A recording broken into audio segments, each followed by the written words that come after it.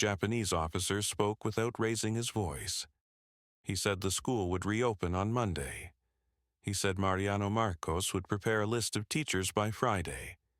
He said classes would resume at 8 in the morning, and parents would be informed that education would continue under the new administration. He said this in Japanese. The Filipino man standing beside him translated into Ilocano. The translator was someone Mariano had known for 11 years. Mariano sat behind his desk. His hands were flat on the wood surface. The office smelled like chalk dust and old paper. Through the window behind the Japanese officer, he could see the schoolyard where his students had played 3 weeks earlier, before the Americans declared Manila an open city and fled south to Bataan. The yard was empty now. The flagpole was empty. Everything was empty except this room with 3 men in it, and a question that was not really a question. The translator said the officer was waiting for a response. Mariano looked at the translator's face. His name was Vicente. He had been a clerk in the municipal office. He had a wife and 2 children. He was wearing a clean white shirt and dark trousers, and he would not meet Mariano's eyes while he spoke. Mariano said he would need to locate the teachers. Many had left Batak when the fighting started. Some had gone to Manila. Some had gone into the mountains. He did not know where they all were. His voice sounded normal. He was saying practical things about a practical problem. He was not saying yes. He was not saying no. He was buying time that did not exist. The officer spoke again. Vicente translated. The officer said Mariano would find the teachers or find new teachers. The officer said education was essential. He said the Japanese Imperial Army valued education. He said teachers who cooperated would be paid. He said teachers who did not cooperate would not be paid. He did not say what would happen to teachers who refused. He did not need to say it. Mariano understood that the conversation was over. He understood that saying he needed time was the same as saying yes. He understood that the moment he started thinking about which teachers to contact, he had already made his choice. He nodded. The officer nodded back. Vicente wrote something in a small notebook. The 3 men stood. The officer walked out first. Vicente followed. Mariano remained at his desk. He could hear their boots on the stairs. He could hear a truck engine starting outside. He could hear the sound of his own breathing. He put his hands in his lap because they were shaking, and he did not want to see them shake. He told himself he had protected the school. He told himself keeping children in classrooms was better than letting them run wild in the streets during an occupation. He told himself he had not betrayed anyone because he had not been asked to betray anyone. He had only been asked to do his job. That was January 1942. By March, he was standing on a wooden platform in the town plaza, speaking into a microphone connected to a loudspeaker. 200 people stood in front of him. Most were farmers. Some were merchants. A few were parents of his students. Japanese soldiers stood at the edges of the crowd with rifles. A Japanese civilian administrator sat in a chair behind Mariano with a notebook open on his lap. The administrator had given Mariano 3 pages of talking points written in English. Mariano had memorized them. He was supposed to deliver them in Ilocano so they would sound natural. He said the Americans had abandoned the Philippines. He said President Quezon had fled to America, and General MacArthur had escaped to Australia while Filipino soldiers died on Bataan. He said the United States had controlled the Philippines for 40 years and had given nothing back. He said Japan was offering partnership in a new order for Asia. He said the Greater East Asia Co-Prosperity Sphere would bring prosperity and independence. He said Filipinos should cooperate with the Japanese administration for their own good and the good of their families. He said all of this in a clear voice. He did not stumble over the words. He had been a lawyer before he became a school principal. He knew how to speak in public. He knew how to make arguments sound reasonable. The people in the plaza listened. Some faces showed nothing. Others showed something Mariano did not want to identify. No one applauded. No one asked questions. When he finished speaking, the administrator nodded, and the crowd dispersed, and Mariano walked home alone. His wife, Josefa, was waiting in the kitchen. She asked how it went. He said it went fine. She asked what he had said. He told her. She looked at him for a long moment, and then she looked away. She did not say he had done the right thing. She did not say he had done the wrong thing. She said his dinner was on the table and went upstairs. He sat at the table and ate rice and dried fish. The food had no taste. He finished eating and went to his office and closed the door. He told himself he was protecting his family. He told himself everyone understood he was being forced to say these things. He told himself that when the war ended and the Americans came back, there would be investigations and tribunals, and he would explain what had happened, and reasonable people would understand. He was a lawyer. He believed in legal processes. He believed that collaboration performed under duress was not the same as voluntary treason. He believed this because he had to believe it. In the mountains above, Batak men who had refused to collaborate were organizing. Some were former Philippine Army soldiers who had not surrendered on Bataan. Some were local leaders who had walked away from their positions when the Japanese arrived. Some were young men who had never held a gun before, but learned quickly. They called themselves guerrillas. They moved at night. They ambushed Japanese patrols. They gathered intelligence. They compiled lists. Mariano Marcos was on those lists. His name appeared next to a description of his role. School principal, Japanese propaganda speaker, collaborator. The men writing the lists had known Mariano before the war. Some had respected him. Some had voted for him when he ran for local office. Now they wrote his name in notebooks and waited. Mariano did not know about the lists. He knew there were guerrillas in the mountains, but he did not think about them carefully. He was busy. The Japanese administration required monthly reports on school enrollment. They required attendance records. They required lists of teachers and their political reliability. Mariano provided these things. He was good at paperwork. He had always been good at paperwork. He told himself he was simply filling out forms. In October 1943, the Japanese declared the Philippines independent and installed José Laurel as president of the Second Philippine Republic. It was theater. Real authority remained with the Japanese military command, but the declaration gave collaborators a new story to tell themselves. They were not serving Japan. They were serving the Philippine government. Mariano adopted this language. When he spoke at public gatherings, he talked about Philippine independence and Asian solidarity. He did not mention that Japanese soldiers still patrolled the streets with rifles. He did not mention that Filipinos who disobeyed Japanese orders were shot. The war was turning by 1944, but Mariano did not understand how quickly.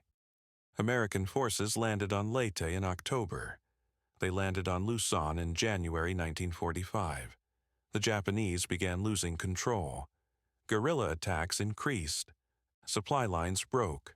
The occupation administration started to collapse. Collaborators became targets. Some tried to run. Some tried to switch sides. Some tried to disappear. Mariano did not run. He did not switch sides.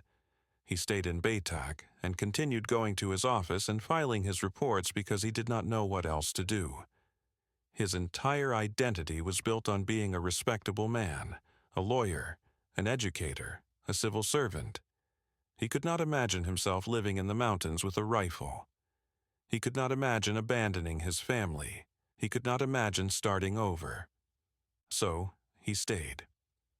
On the evening of March 7th, 1945, armed men came to his house. They were Filipinos. Some wore armbands identifying them as guerrillas. Others wore no identification. They told Mariano he was under arrest for collaboration with the Japanese occupation forces. They tied his hands behind his back with rope. His wife screamed. His son, Ferdinand, watched from the stairs. The men did not explain where they were taking him. They did not need to explain. They walked him through Batak in the dark. Other men were being led through the streets in the same way. Mariano recognized some of them. Municipal officials, merchants who had sold supplies to the Japanese, men who had given speeches like his, men whose names were on the same lists. No one spoke. The only sounds were footsteps and the crying of women watching from doorways. They took him to a clearing outside town. He could smell the river nearby. There were trees. There were other prisoners already there, sitting on the ground with their hands tied. Mariano was pushed down next to them. He sat. The guerrillas stood in a circle around them. Some were smoking cigarettes.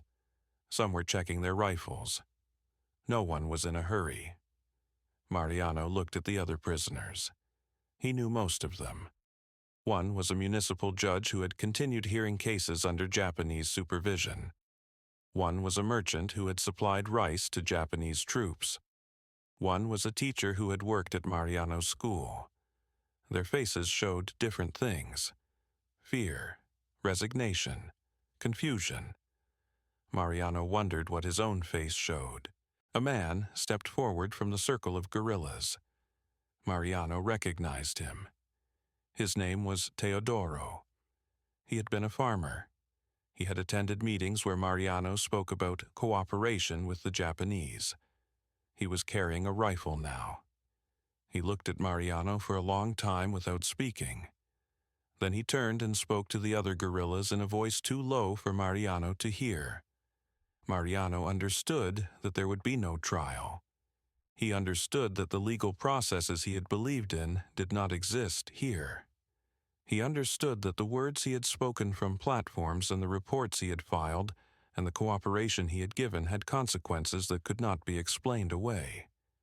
He understood that he had made a choice in January 1942 when the Japanese officer asked him to reopen the school, and that choice had led him step by step to this clearing. He wanted to speak. He wanted to explain. He wanted to say that he had been forced, that he had protected people, that he had done what anyone would have done in his position. But the words did not come. His throat was closed. His hands were shaking again. He sat on the ground with his hands tied and waited for what would happen next. Major Robert Lapham received the list on March 3, 1945, 4 days before Mariano Marcos was arrested. The list contained 43 names. Each name had a designation: mayor, police chief, teacher, merchant, judge. Next to each designation was a brief description of collaboration: speeches delivered, supplies sold, arrests facilitated.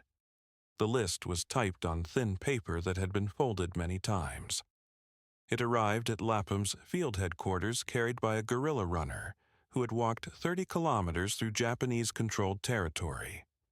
Lapham was 31 years old. He commanded a network of guerrilla units operating in northern Luzon.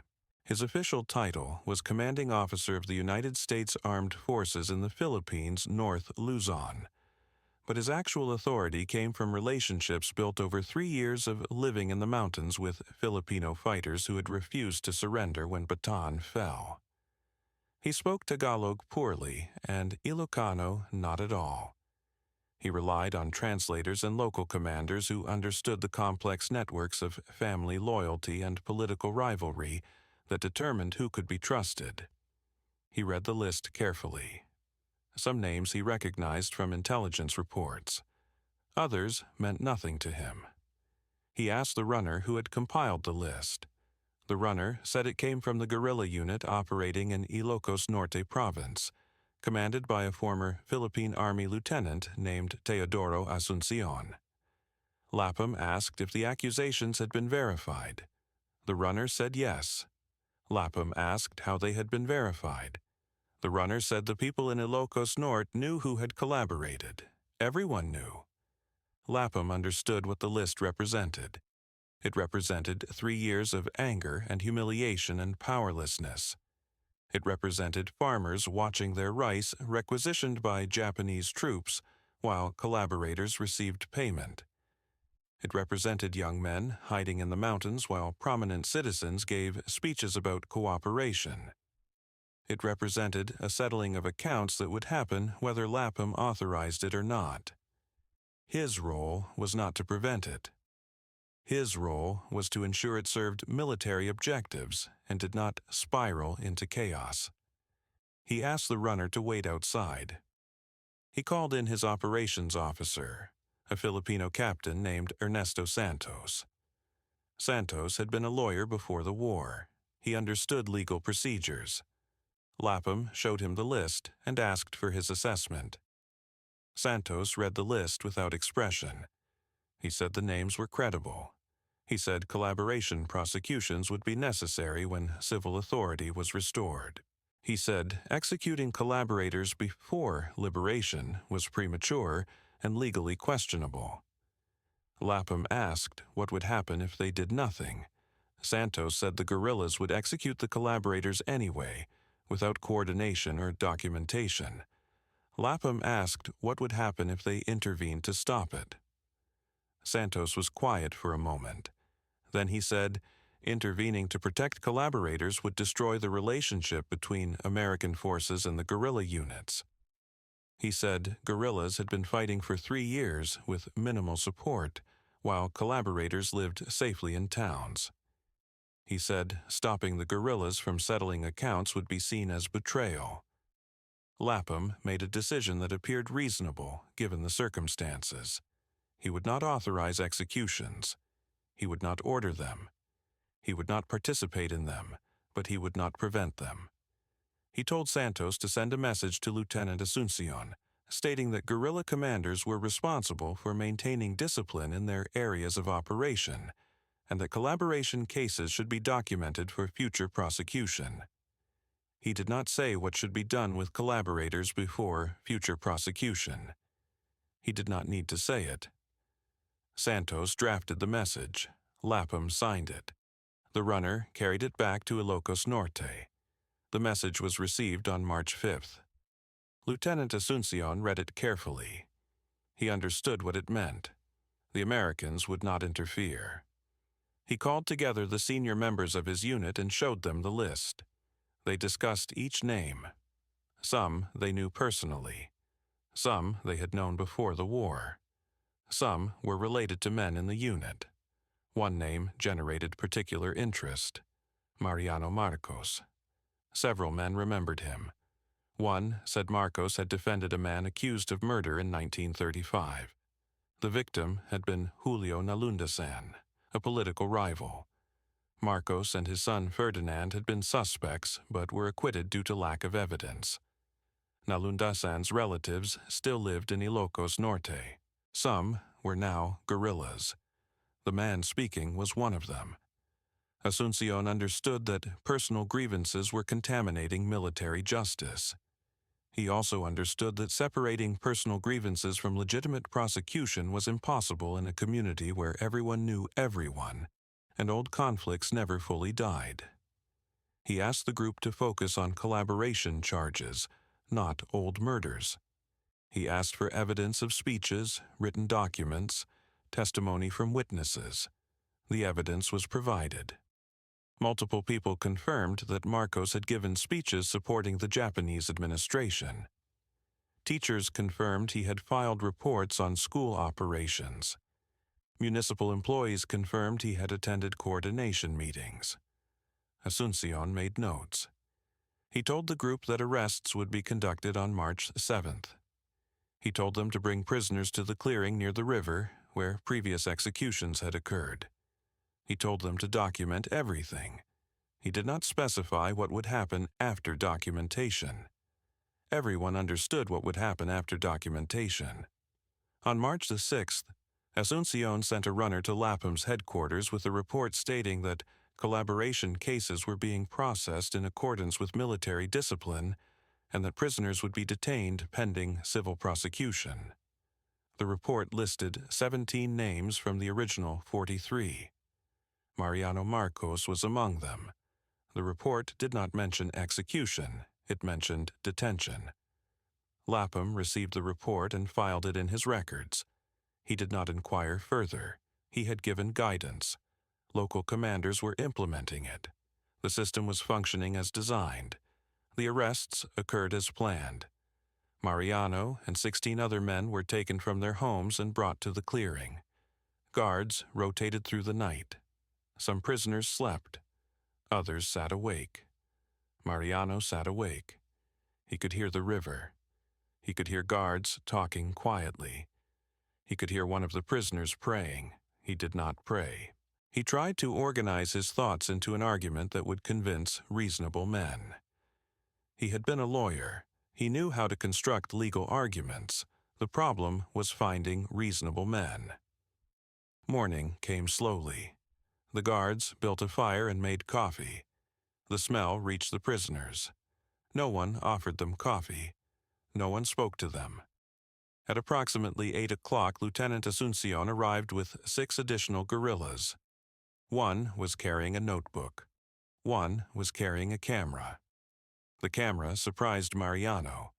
He did not understand why they would photograph executions. Later, he would understand that documentation served multiple purposes.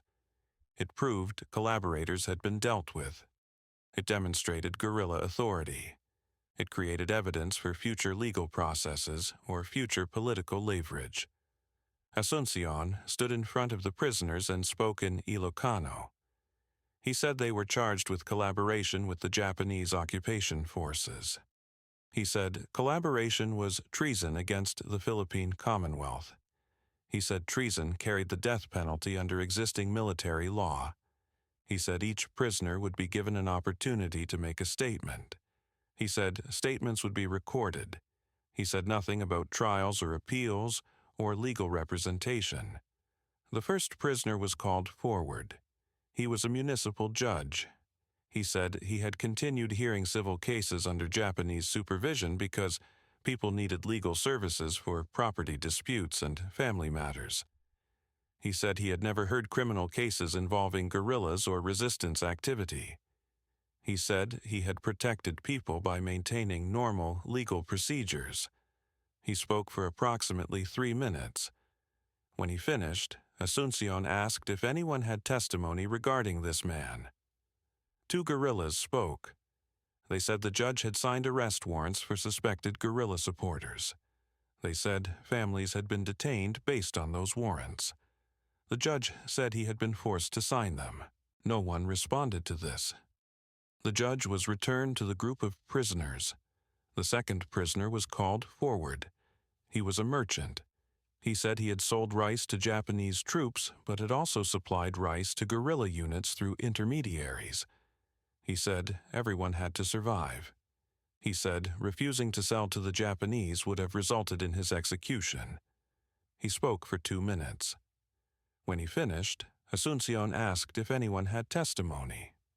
One guerrilla said the merchant had reported the names of farmers suspected of supplying guerrillas. The merchant denied this. The guerrilla provided details of specific incidents. The merchant was returned to the group. This process continued for 2 hours. Each prisoner spoke. Each claimed necessity, coercion, or ignorance. Each was contradicted by testimony from guerrillas or other prisoners. Mariano listened carefully. He was constructing his defense. He would emphasize that he had protected students. He would emphasize that keeping schools open had prevented worse outcomes. He would emphasize that his speeches had been forced and that everyone understood they were forced. He believed this argument would carry weight with educated men who understood complexity and moral ambiguity. His name was called. He stood. His legs were stiff from sitting all night. He walked to where Asuncion stood. The man with the notebook was writing. The man with the camera raised it and took a photograph. Mariano faced the group of guerrillas. Some faces he recognized, some he did not. He began speaking. He said he had been a teacher and lawyer for 23 years. He said he had served the community faithfully before the war. He said when the Japanese occupied Batak, he had been given a choice between cooperation and execution. He said he had chosen cooperation to protect his family and his students. He said he had never betrayed individual Filipinos to Japanese authorities. He said he had never participated in arrests or interrogations. He said his role had been limited to education and administrative tasks. He said he had given speeches because he had been ordered to give speeches, and refusal would have resulted in the school being closed and himself being killed. He said everyone who heard those speeches understood he was speaking under duress. He spoke for approximately 4 minutes. His voice remained steady. He made eye contact with Asuncion and with the guerrillas he recognized. He believed he was making a persuasive case. When he finished, there was silence. Then one of the guerrillas spoke. The man was in his 40s. Mariano recognized him. His name was Carlos. He had been a farmer. His son had been arrested by Japanese military police in 1943 for suspected guerrilla connections. The son had been tortured and executed. Carlos said that Mariano's speeches had encouraged cooperation and that cooperation had given the Japanese occupation legitimacy. He said legitimacy had made resistance harder. He said harder resistance had meant more arrests and more executions. He said Mariano's words had contributed to his son's death. Mariano tried to respond. He said he had not known about specific arrests. He said his speeches had been generic statements about cooperation, not specific denunciations. He said correlation was not causation. He used the legal term. He immediately regretted using the legal term because it made him sound like a lawyer, trying to escape responsibility through technical arguments. Carlos stared at him. Other guerrillas were staring. Asuncion was writing in his notebook. No one spoke. Another guerrilla spoke. This man was younger, perhaps 25. He said Mariano had filed monthly reports to the Japanese administration identifying which teachers were reliable and which were questionable. He said those reports had been used to determine who could be trusted with expanded responsibilities and who should be monitored. He said monitoring had led to arrests in other municipalities. Mariano said he had never filed reports that led to arrests. The guerrilla asked if Mariano had filed reports evaluating teacher reliability. Mariano hesitated. He said yes. He had filed such reports because they had been required, but he had always evaluated teachers favorably. The guerrilla asked if Mariano had records proving this. Mariano said the records were in Japanese administrative files. The guerrilla said those files had been destroyed when the Japanese evacuated. Mariano had no response. A third guerrilla spoke. He was older, perhaps 50. Mariano did not recognize him. The man said he had attended a meeting in March 1943, where Mariano had spoken about the benefits of the Greater East Asia Co-Prosperity Sphere. He said Mariano had specifically stated that American forces had abandoned the Philippines and would not return. He said Mariano had stated that cooperation with Japan was the only realistic path forward. He said these statements had demoralized people who were considering joining the resistance. Mariano said he had been reading from prepared statements provided by Japanese authorities. The man asked if Mariano had been forced to memorize the statements or if he could have read them in a monotone voice that indicated resistance. Mariano said he had tried to deliver the speeches in a way that would be acceptable to the Japanese supervisors without being enthusiastic. The man asked if anyone listening could distinguish between forced cooperation and genuine support based on Mariano's delivery. Mariano said he had assumed people would understand context. The man said context was not always clear. The statements continued. Each guerrilla who spoke added another accusation, another incident, another moment where Mariano's cooperation had consequences he had not intended or had not acknowledged. Mariano responded to each accusation. His responses became shorter. He was repeating himself. He was saying he had been forced. He had protected people. He had done what anyone would do. The guerrillas were not persuaded. Some had done what Mariano had not done. They had walked away from their positions. They had given up their homes and their safety. They had lived in the mountains eating poor food and sleeping on the ground and fighting a war they had no certainty of winning. They had made different choices. Mariano's argument that he had no choice did not resonate with men who had chosen differently. Asuncion stopped the testimony. He said enough evidence had been gathered. He said the prisoners would remain detained while decisions were made about disposition. He did not specify who would make the decisions or when they would be made. The prisoners were returned to their places. Guards remained. The guerrillas with the notebook and camera left. Asuncion left. The prisoners sat in the clearing and waited. No one spoke. There was nothing to say. Chapter 3. The Sun. They killed Mariano Marcos on March 8, 1945, at approximately 11 in the morning. The method was chosen deliberately. 2 carabao, water buffalo used for plowing fields, were brought to the clearing. Mariano's arms were tied to one animal. His legs were tied to the other. The animals were driven in opposite directions. His body tore apart. The process took several minutes. The guerrillas who participated said later that it was justice. They said it was meant to be visible. They said collaborators needed to understand what collaboration cost. Parts of Mariano's body were hung from a tree at the edge of Batak. The tree stood near a road that farmers used to bring produce to market. People walking that road would see what remained. The display stayed for 3 days. No one removed it. No one was permitted to remove it. On the 3rd day, Lieutenant Asuncion ordered it taken down. He said the message had been delivered. The remains were given to Mariano's family. They buried him without ceremony in a plot outside town. No priest attended. Most of the family's friends did not attend. Attending would have suggested sympathy for a collaborator. Josefa Marcos sold everything that could be sold: furniture, clothing, books from Mariano's library. She moved to a smaller house with her children. Her oldest son, Ferdinand, was 18. He had watched his father arrested. He enrolled at the University of the Philippines to study law. He studied the same subjects his father had studied. In 1949, he was accused of shooting Julio Nalundasan, his father's old political rival, in 1935.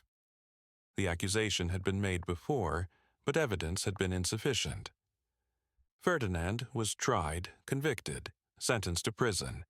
He took the bar examination in his prison cell and achieved the highest score in the country.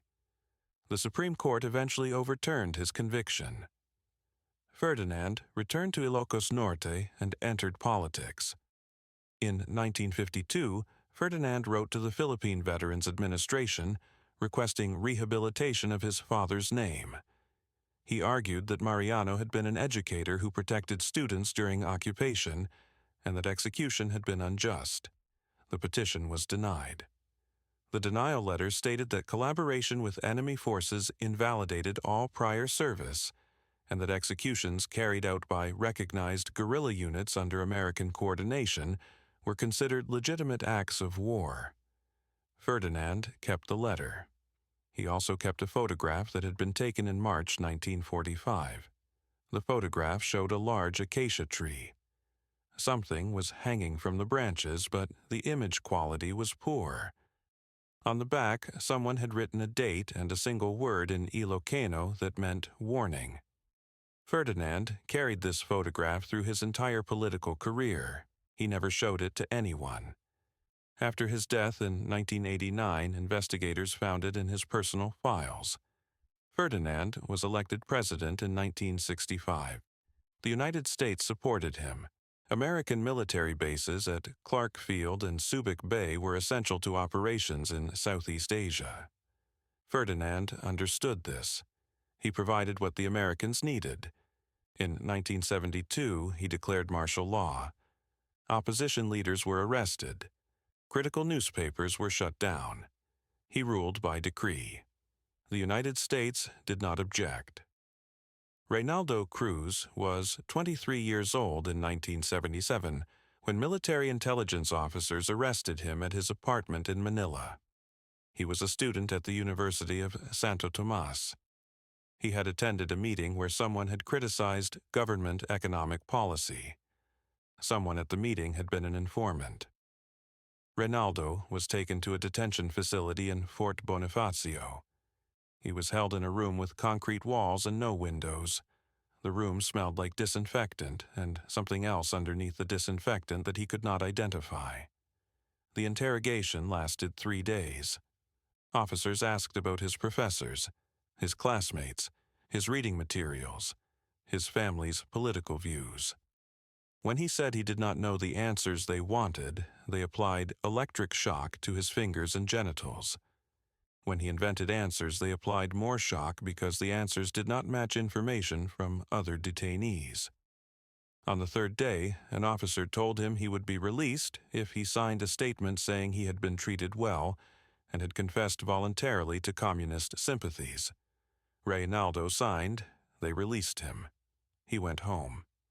He did not tell his family what had happened. He graduated in 1979, became an accountant, married, had children. He never attended another political meeting. He never spoke about Fort Bonifacio until 2003, when human rights researchers contacted him. By then, he was 50 years old. The researchers asked if he wanted to file a legal claim. He said no. He said he wanted to forget. He said some things were better left buried. In 1984, the American Embassy in Manila received a cable from the State Department in Washington requesting assessment of reports that Philippine military forces were engaging in systematic torture of detainees. The embassy's political officer, a Foreign Service officer named William Hartley, was assigned to draft a response. Hartley had been in Manila for 2 years. He knew the reports were accurate. He had read Amnesty International documentation. He had spoken confidentially with journalists and church workers who had collected testimony from victims. He understood that what he wrote in his cable would be read by officials who would decide whether to continue military aid to the Marcos government. Hartley wrote 2 drafts. The first draft stated clearly that torture was systematic and that American military aid was supporting forces engaged in human rights violations. The second draft stated that reports of abuse existed but were difficult to verify, and that President Marcos remained a crucial ally in a region threatened by communist insurgency. Hartley's supervisor read both drafts. He told Hartley to send the second draft. Hartley sent it. The cable was received in Washington. Military aid continued. Hartley completed his tour in Manila in 1986 and was promoted. He served in various posts until retiring in 2004. In 2019, a researcher contacted him for an oral history project on American foreign policy during the Cold War. Hartley declined to participate. He said he had nothing useful to contribute. In 1986, Ferdinand Marcos fled to Hawaii. In 2016, his son, Ferdinand Marcos Junior, was elected Vice President of the Philippines. In 2022, he was elected president. His campaign emphasized infrastructure and prosperity during his father's rule. He minimized discussion of martial law. Many voters, particularly younger voters, believed him or did not care about the past.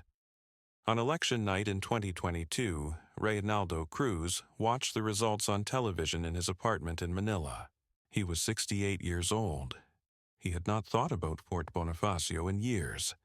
He had successfully forgotten, or believed he had successfully forgotten. When the networks declared Marcos Jr. the winner, Reynaldo turned off the television. He sat in the dark. His wife asked if he was all right. He said yes. He said he was tired. He went to bed but did not sleep.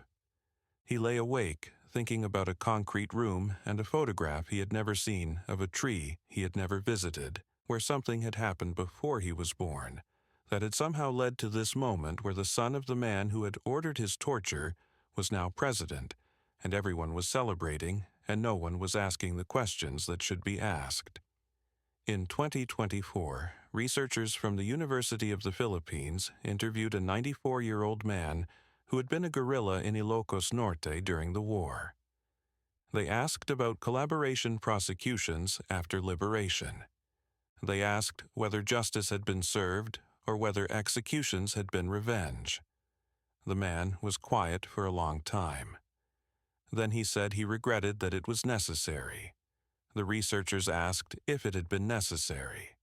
He said at the time it seemed necessary. He said looking back he did not know.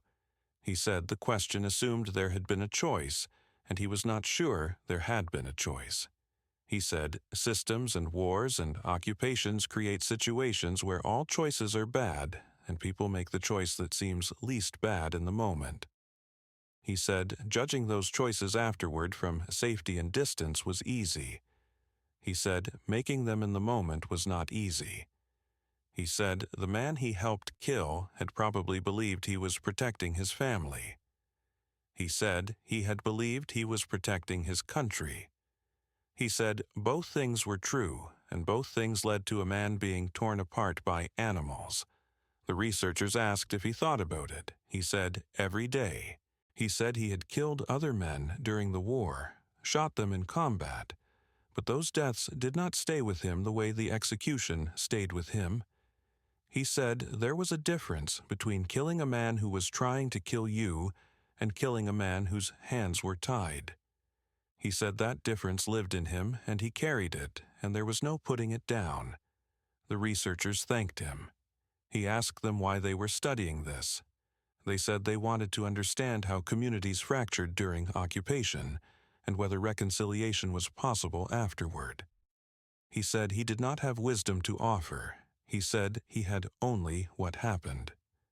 The tree where Mariano Marcos's remains were displayed was cut down in 1974 during construction of a municipal building in Batak.